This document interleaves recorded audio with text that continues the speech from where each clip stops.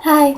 So I promised Crazy that I'd do this reading for her fic, and I'm really sorry if it sucks, but hey. The Mad Hatter had never really considered the possibility of love before. To him, it was something that was only true in fairy tales. It was never meant for him. It was only after he'd been employed to find a girl named Alice that he realised maybe he wasn't so immune to love after all. To be perfectly honest, they'd clashed pretty spectacularly at first. He had originally thought her to be petty, impertinent, and downright rebellious, which she was. But he soon got to see another side of her, and in return, he found himself opening up to her. It was only natural that they eventually fell in love. Their relationship was unconventional, to say the least. It was incredibly backwards compared to the traditional Victorian customs that Alice had been brought up with, but neither of them cared. They were happy together, and that was what mattered. They lived together for a while before marriage, but eventually the Hatter took the plunge and asked Alice to marry him. She, of course, accepted.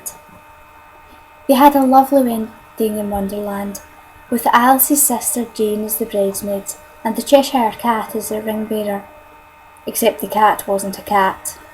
She'd learned how to turn into a human female, and did so to avoid freaking Jane out any further. Or so she said. Hatter knew better than that. Jane was looking at the boisterous cat the way he used to look at Alice.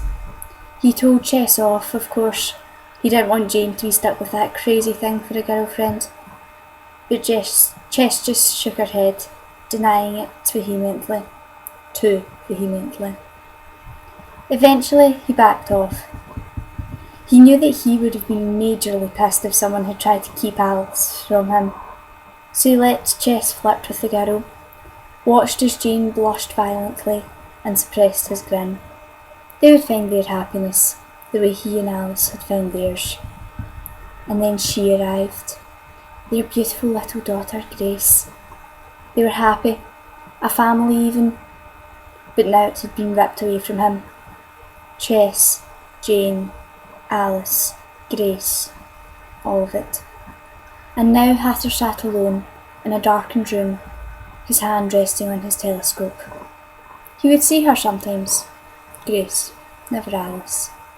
He never knew what had happened to Alice, and if he knew Regina, he didn't think he wanted to know.